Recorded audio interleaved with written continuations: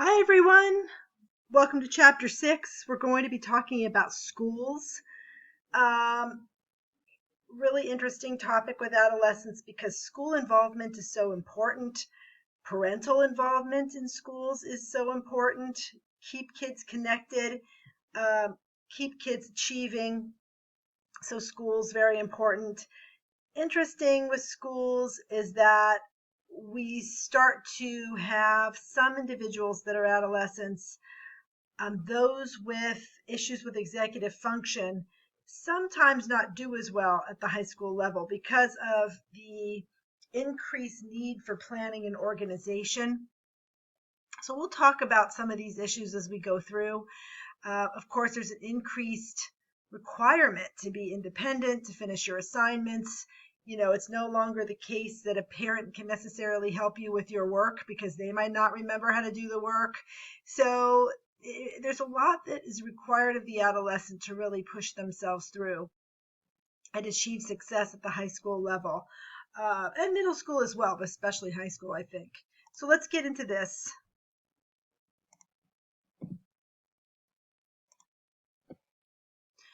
We're going to talk about the broad organization of schools, the climate beyond school.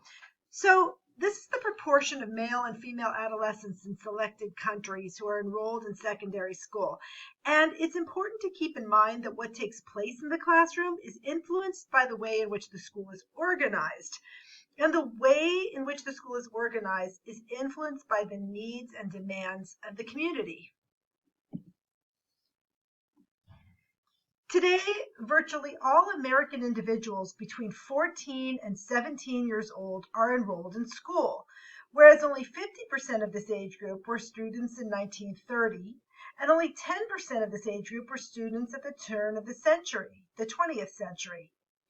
Compared to 50 years ago, today's students spend more days per year in school. Now, the average American adolescent school year consists of 180 days, and adolescents are more likely to remain in school for more years now than in the past. Since that time, schools have come to play an increasingly prominent role in the lives of young people. The rise in secondary education in America was the result of different historical and social trends. So we have industrialization, urbanization, and immigration. Before compulsory secondary education, high schools were for the very elite. By 1920s, educators called for curricular reform to match changes in the social composition of schools. There was focus on intellectual training, and new focus on preparing youth for life in modern society, the role of work and citizenship, and comprehensive high school, so general education, college prep, and vocational education, all housed under one roof. There's been some efforts at school reform. During the 1950s, an emphasis was placed on math and science education. By the 1970s, the pendulum swung toward more real-world experience and focused on career education and work-study programs. In the 1990s, society grappled with an array of social problems, violence, AIDS, and schools were targeted for preventative interventions. Today, there's increasing concern over students' inability to compete for skilled jobs. As a result, in 2002, President Bush signed into law the No Child Left Behind Act, which mandated that states ensure all students achieve academic proficiency. The No Child Left Behind Act requires annual testing of all students, and schools that were underperforming, those could be potentially shut down. One hope for the new legislation was to reduce social promotion, which is the moving of students from one grade to the next, regardless of their performance. But there was problems with this. Unfortunately, the No Child Left Behind Act raised some concerns. One, schools didn't have the resources to conduct mandatory assessments or to respond to failing student performance. It also had the effect of schools pushing low-achieving students out of school, and schools were setting their standards especially low. Teachers were teaching to the test, and school districts were reporting school-wide average scores without revealing the huge achievement gaps between the low and high-performing students. And look at this point. They encouraged poor performing students to be absent on test taking days. Can you imagine? Just so that they would look good. The Obama administration has tried to fix some of these problems by stressing the importance of having high standards for all students and having a set of common standards across all 50 states. The race to the top is encouraging schools to compete to find new ways to get kids to achieve and evaluate teachers. Unfortunately, recent research suggests that these changes haven't really increased student performance. So what should schools teach? The past 3 decades have been dominated by what is called standard-based reform, which focuses on policies designed to improve achievement by holding schools and students to a predetermined set of benchmarks measured by achievement tests. The problems when a large proportion of high school seniors don't pass standardized graduation exams. These exist because you have economic, social, political costs by holding back large number of students. So in my time in schools, because I've worked in schools, there's been different years where kids have had to pass a high school graduation exam and other years where they haven't. And the problem when you don't pass people through, again, is that you get this large holding back of students, and then it just sort of builds on itself. You would hope that it wasn't that way, but there you go. In recent years, American schools have been encouraged to adopt the Common Core. This is a set of standards in English, language arts, and math that schools across the country would be expected to use to evaluate whether their students were learning what they ought to learn in each grade. Of course, there's been a lot of issues with Common Core. One of it has been which parents haven't really been able to help kids with Common Core because all of a sudden things are taught so differently. Even the parents don't always understand what's being done. So this has been an issue, and then also having access to some of the websites that help you. If you ask for help with Common Core, a lot of time you're referred to a website. What if you don't have a computer? What if you don't have access to technology? So and the teachers haven't been that excited about Common Core that I've seen. 2 problems have arisen from standard-based reform. 1, educators haven't been able to agree on the body of knowledge and skills that comprise what high school graduates should know and be able to do. Large numbers of students did not fully acquire the knowledge and capabilities on standardized graduation exams. This led to dropping graduation standards because you can't have, again, numerous people not graduate. It just becomes a vicious cycle when you have these large number of people not graduate. Because many parents are disappointed with the public school system, charter schools, these are public schools that are given more freedom to set their own curricula, and school vouchers, which are government subsidies that can be used for private school tuition, have become more popular. Research on their costs and benefits has been inconclusive. The bottom line is that what takes place within a school is probably more important than the nature of its funding and oversight. This idea has led many experts to argue that we should focus on the ways in which we train, certify, place, and compensate teachers. One of the things, or a couple of things you might have seen in the news recently, are public schools wanting to get rid of charter schools. Well, when you have a student going to a charter school, the public school doesn't get the money for that student. So that is one issue. The other thing is that the current administration is trying to push school of choice. And so that's something to look at as well. Should parents have the right to send their children to whatever school they deem appropriate? And this was a measure that's really being pushed to help those in the inner cities and those that don't have access to the best schools go to the school that they really want to go to. Education in the inner cities. Special concerns have been raised about the degree to which inner city public schools are prepping students for the modern labor market. Although there are some success stories like the Harlem Children's Zone or KIPP charter schools, inner city schools in America continue to have a lot of problems. Just 10% of the high schools in America produce half of the country's dropouts. Can you imagine? Let me say that again. 10% of the high schools in America produce half of the country's dropouts, and nearly 1/3 of the nation's Black and Latino students attend one of these schools. Poverty, including personal problems, fear of violence, inefficient administrative bureaucracies, students' lesser feelings of belonging to their school, and declining job opportunities in inner city markets are all cited as reasons for the failure of school reform initiatives in urban school districts.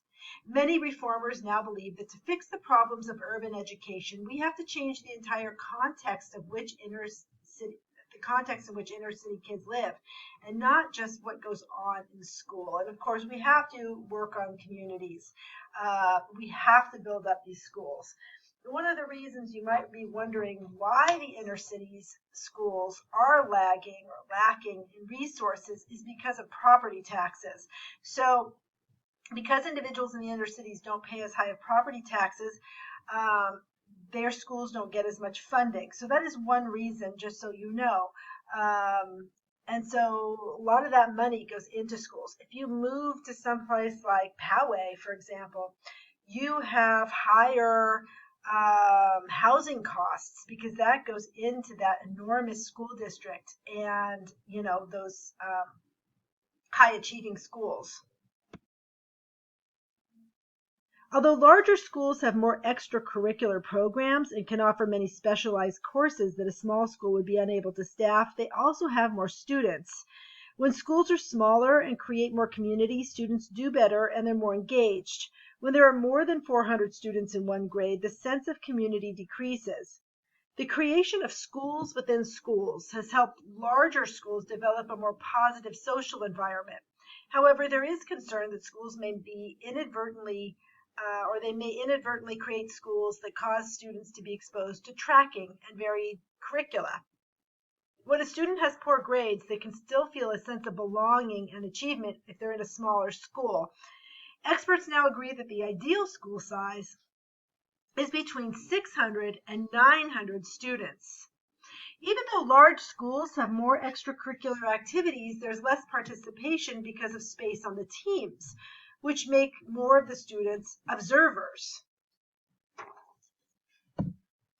Although school size has been found to have a significant effect, class size from 20 to 40 students does not typically affect students' scholastic achievements once they reach adolescence.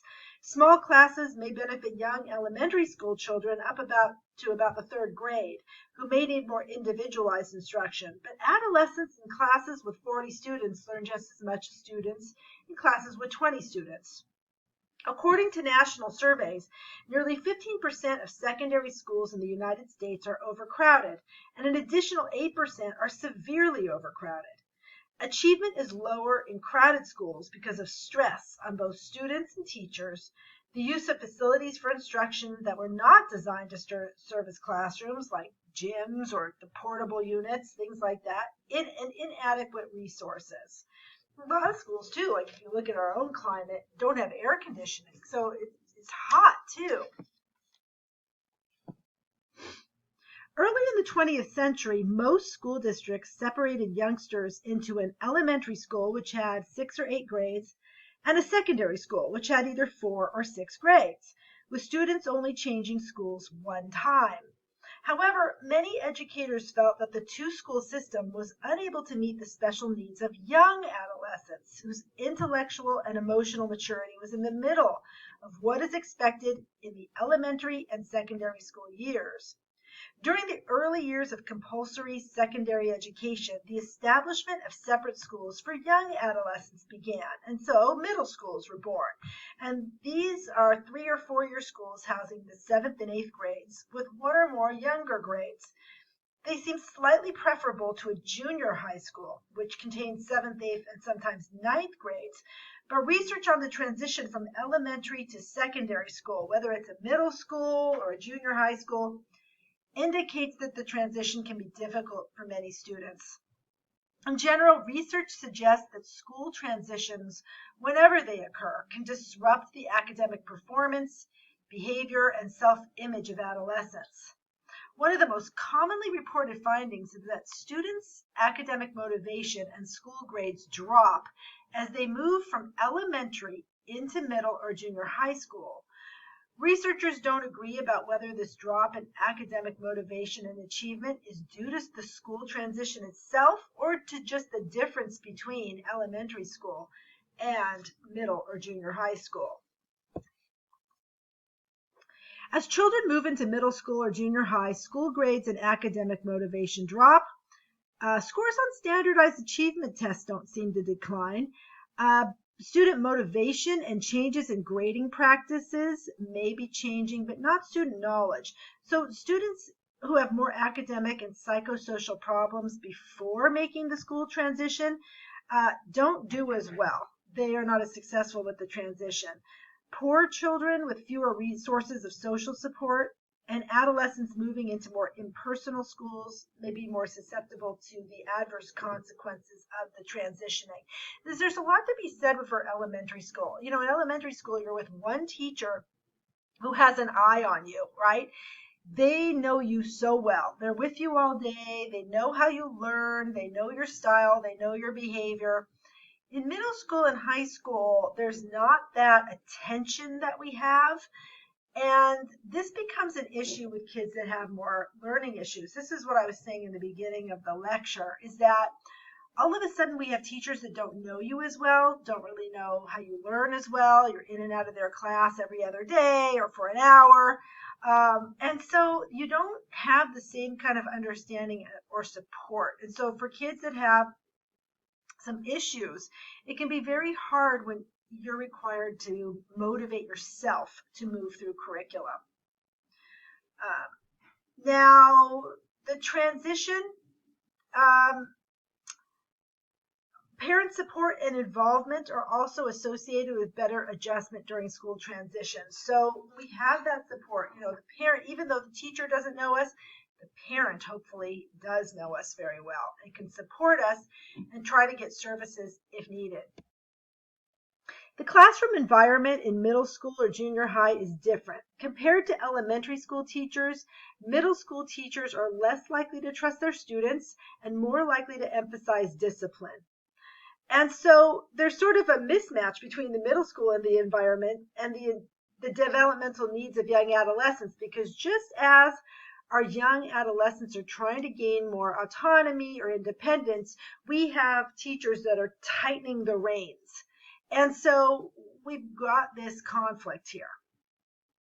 They're more likely to believe that students' abilities are fixed. In other words, how you are, your skill set coming into middle school is that way and it's not going to change. That's what it means to be fixed. And they're also less confident about their teaching ability. The developmental mismatch between what adolescents need and what they get from teachers is, again, what we might see during this time frame. Not all students experience the same degree of stress. Students who go to smaller middle schools where there's more involvement seem to do better. Students who have more academic and psychosocial problems before making a school transition have more problems coping with it. Poor inner-city adolescents may be particularly at risk for the negative effects of school transitions, often already coping with problems associated with economic stress and neighborhood disadvantage. When teachers believe that adolescents come with their own set of problems and they have a negative image of them, it has an effect on the quality of their work. Students do better when the teacher is invested in their work and believes in them. Among Black and Latino students, transitioning to a school where the proportion of students from the same ethnic background is lower than had been at their previous school is associated with greater disengagement, lower grades, and more frequent absences. So students who transition with their close friends do better than those who did poorly with their friends. And when they transition to a different school than their friends. So those that transition, those that transition with their close friends do better. Those who have poor social support or who come from disadvantaged families have lower self-esteem and achievement. And of course, supportive parents make the difference, as we said. Transitioning into secondary school may head to feelings of disengagement when there are fewer students of the same ethnic minority background. Congruent refers to whether the student's ethnicity is the same as that of the majority of students in the school. So on the left there is, or this is belonging in Black and Latino students, and blue is incongruent, and red is congruent. So when ethnically people find like people, they're with their same peers, they seem to be more engaged. Tracking. This is the process of separating students into different levels of classes within the same school. So it's called tracking or ability grouping. For example, AP classes, or you might be on the regular track, or you might be on the remedial track, for example. Proponents of tracking note that ability grouping allows teachers to design class lessons that are more finely tuned to student abilities. Critics of tracking point out, however, that students in the remedial track receive not just a different education, but actually one that's worse than provided to those in advanced tracks. Furthermore, once a student is placed in a lower track, it's difficult for the student to move up. So tracking may also contribute to the polarization of the student body into different subcultures that feel hostile toward each other. And you probably remember that from school too, knowing which kids took the AP classes, which ones didn't. It also may establish a situation where the academically rich get richer and the poor remain the same or get poorer. Generally, tracking has positive effects on the achievement of high track students, negative effects on low track students, and no effects on students in the middle. Sorry about that, word glitch there. Students at the extreme, gifted students. These are students who are unusually talented in some aspect of intellectual performance. So when it comes to special ed, gifted students are actually included in that mix, but they're on the other extreme. And so gifted students usually get really the short end of the stick from elementary school on, and some gifted programs have been cut. Learning disabilities. This is a difficulty with an academic task that cannot be traced to an emotional problem or sensory dysfunction. So you might have, for example, dyslexia, which is an impairment in reading or spelling. You might have dysgraphia, which is an impairment in handwriting, or dyscalculia, which is an impairment in math. Approximately 1 in 5 school-aged children have this, and it's more common in boys than girls. Educators have debated whether gifted students and those with learning disabilities are best served by instruction in separate classes. For example, in enriched classes for gifted students who score 130 or above on IQ tests, or in special education classes for students with a learning disability, or by mainstreaming, where you integrate them all together. Those who favor mainstreaming have found benefits in self-esteem.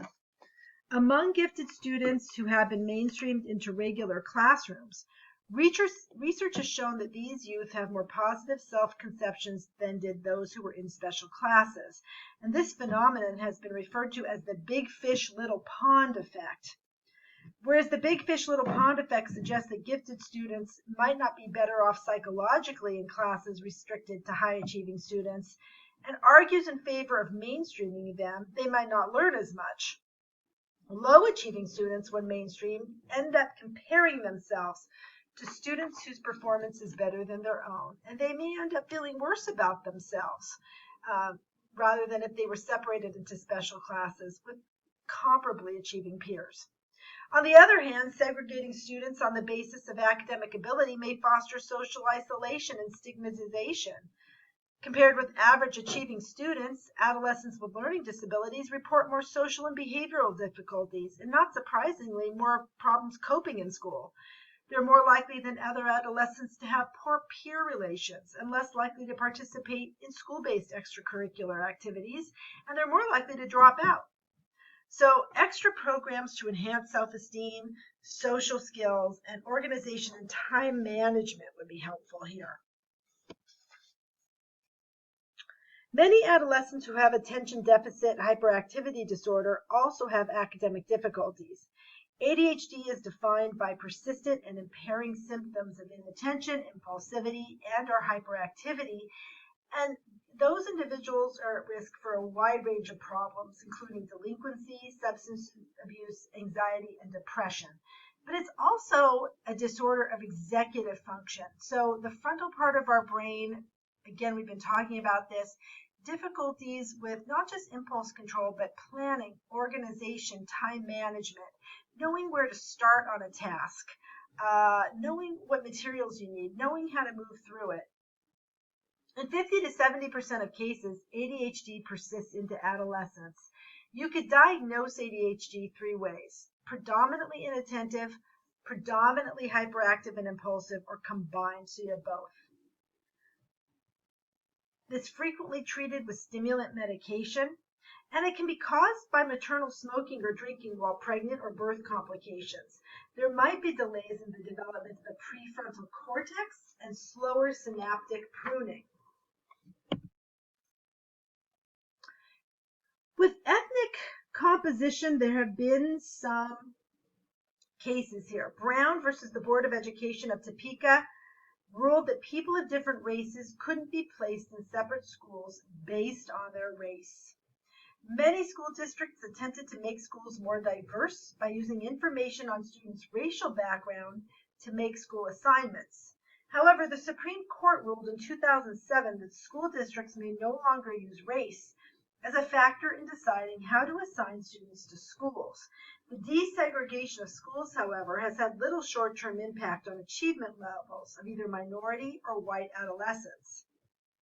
Students fare better psychologically when the cultural environment of their neighborhood is consonant with the cultural environment of their school. In schools that mix students from low and high-income neighborhoods, students from low-income neighborhoods actually do worse than they do when they attend schools that are less socioeconomically diverse, especially if they're Black or Hispanic. Students who have been bused to school out of their neighborhood report weaker feelings of attachment to the school than do students whose schools draw directly from the local community. Students' attachments to school also is higher when they attend school where relatively more of their classmates are from the same ethnic group. Within multi-ethnic schools, however, students feel safer, less lonely, and less harassed in relatively more diverse schools, for example, where the proportion of students from different ethnic groups is similar, than in schools that are less balanced. In general, research suggests that being in the minority in one's school is overall hard on students.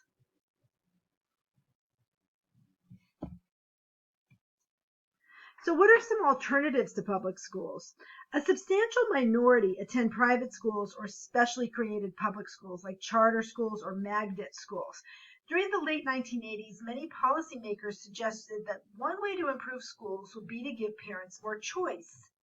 One concrete suggestion was that states provide parents with school vouchers that could be used to purchase education at a school of their choosing, either private or public. Another suggestion was that states permit the development of charter schools. Again, these are independent public schools that are free from some of the constraints imposed by the state education bureaucracy. Recent research has suggested that private schools are not necessarily more effective than public schools.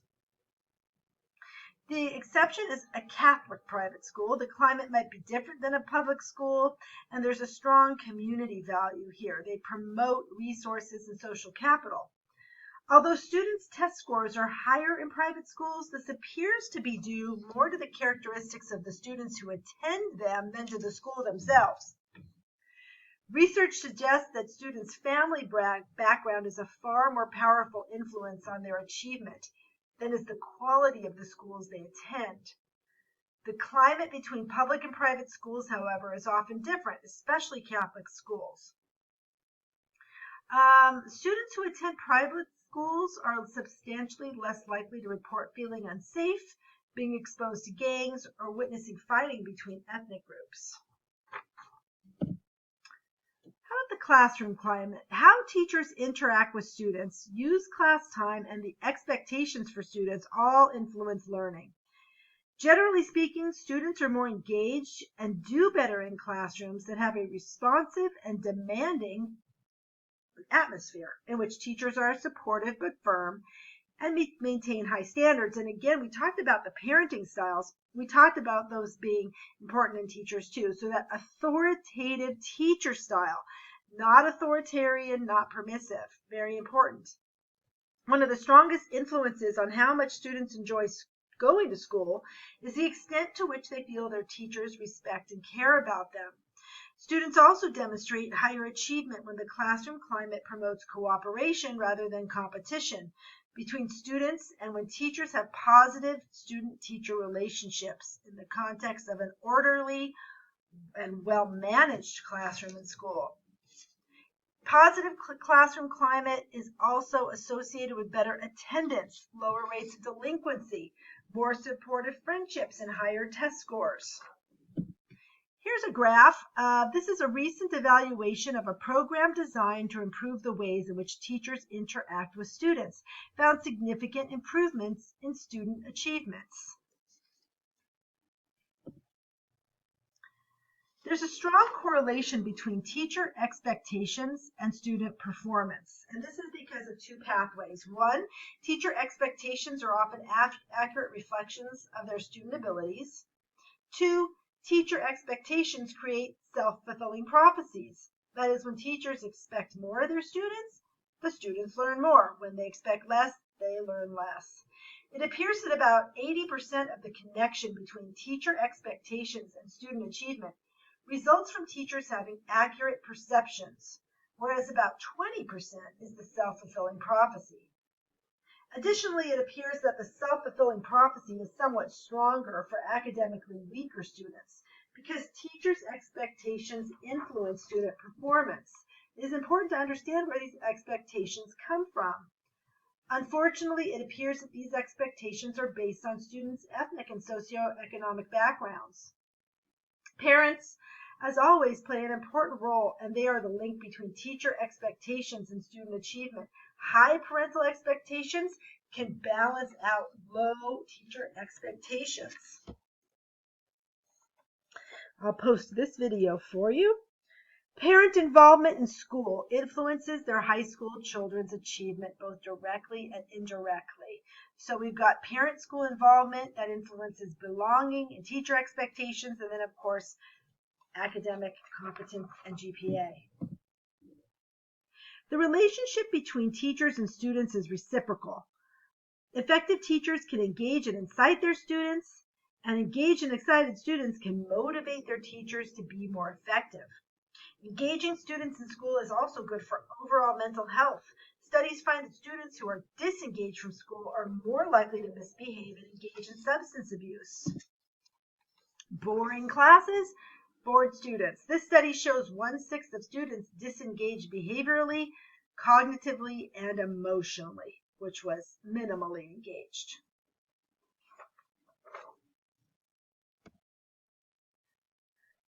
Unfortunately, most students complain of boredom at school.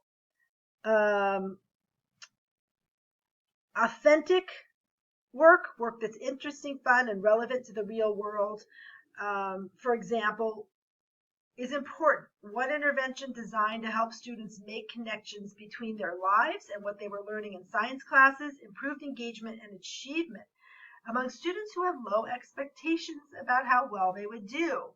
So when we have that authenticity, it's important.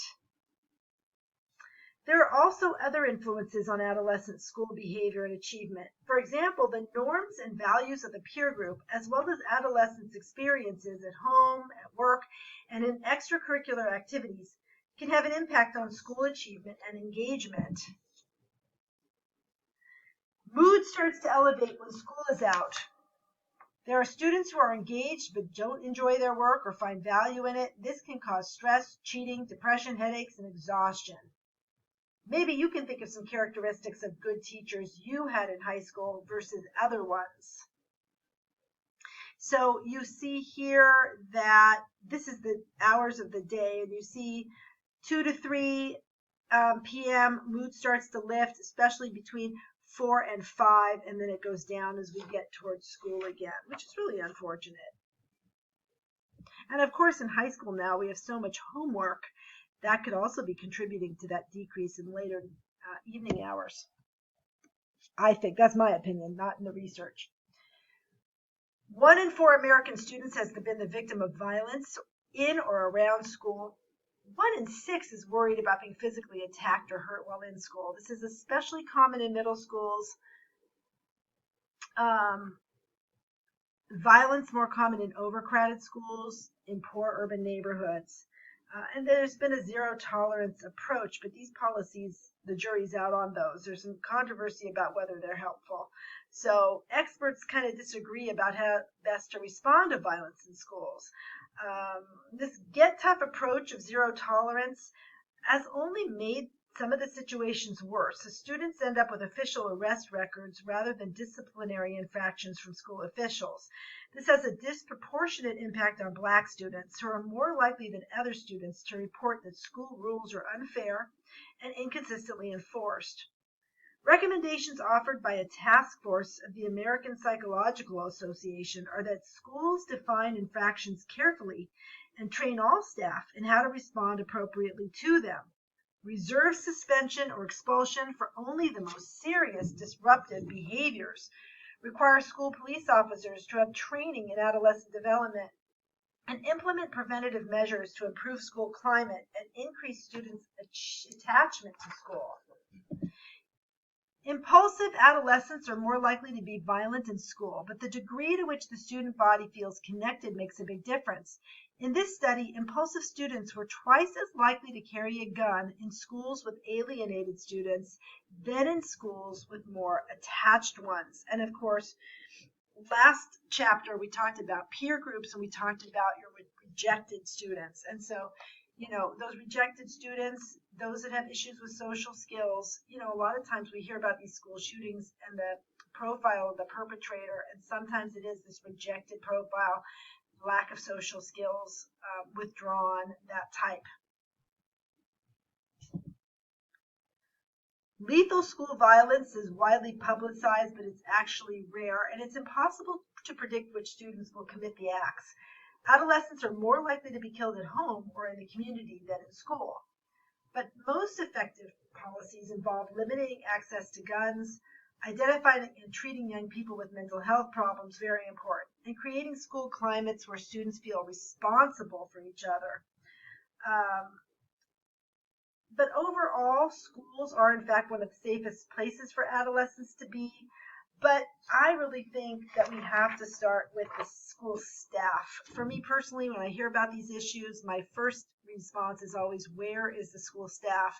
If you see a student that is isolated, you see a student that is depressed, you see a student that is having issue, I think that warrants, action on the part of school staff, not waiting for the child to come to you, but you go to the child, make sure they're okay. What do they need? How is their mood? How are they feeling? Making those connections, I think, is very, very important with our student population. In 1900, only 4% of the 18 to 21-year-old population was enrolled in college. Today, more than 2/3 of high school graduates enroll in college immediately after graduation. Colleges in the United States, relative to other countries, are more diverse and accessible and have a wide variety of different types of schools. Unfortunately, while a large number of youth enroll in college today, a very large number do not graduate. Fewer than 60% of all students who enroll in a four-year college complete their degree within 6 years. And in fact, 1/5 of students who enter a four-year college in the United States drop out after just 1 year.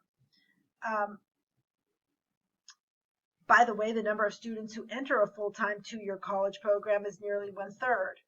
Though some students who drop out eventually finish their degree, approximately 1/3 of all students will never finish.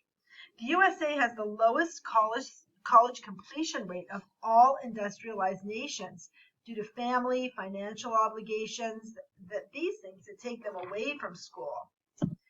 In the 1980s, the rates for minority youth fell because of a reduction in federal aid.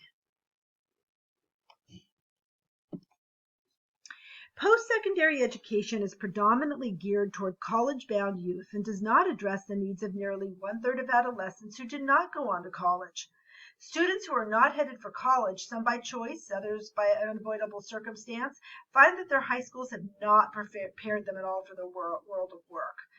As a consequence, many individuals who do not go to college spend their early adult years between periods of part-time work, underemployment, in that they work at a job that's less challenging that they would like or that they're qualified for, and unemployment. The rise in minimum wage service jobs means less chance of making a decent living without a college experience. And the rate of depression is significantly higher among individuals who are neither in school nor steadily employed. We definitely need more vocational training in school. We need more trades taught in high schools. Not everybody is going to benefit from your usual curriculum of history, English, and all this. We need to have other tracks and other course offerings for vocation that lead to real world jobs. Individuals with more years of education earn more and are more likely to be employed. One important change that has taken place in recent years is a decline in the value of going to college but not finishing. Completing a few years of college without getting a degree provides little advantage over just graduating from high school. There exists widespread agreement regarding characteristics of good schools. Good schools emphasize intellectual activities, have teachers who are committed to their students and who are granted autonomy in their classrooms, are well integrated into the surrounding community, have good classrooms in which students are active, not passive participants in the process of education, and are staffed by teachers who are well qualified and who have received specific training in teaching adolescents. Staying in school has positive effects on future earnings and cognitive development. The adverse effects of dropping out are most intense among socioeconomically disadvantaged youth, which is paradoxical considering students who are most likely to leave school prior to graduation may be most harmed by doing so. Research indicates overall that academically and economically advantaged adolescents have a more positive experience in school than their counterparts. Commentators have noted that the majority of schools are not structured to promote psychosocial development, instead emphasizing obedience and conformity and failing to encourage creativity, independence, and self-reliance. However, there are many good schools in which students not only learn the academic material taught in classes, but they also learn about themselves, their relationships with others, and society. Schools differ from each other, and it may be difficult to generalize about the impact of schools on adolescent development without knowing more about the particular school in question. Students' experience within a school can vary widely based on what track they're on, the peer group they belong to, and the extracurricular activities they participate in. And that does it for Chapter 6. I'll see you next week.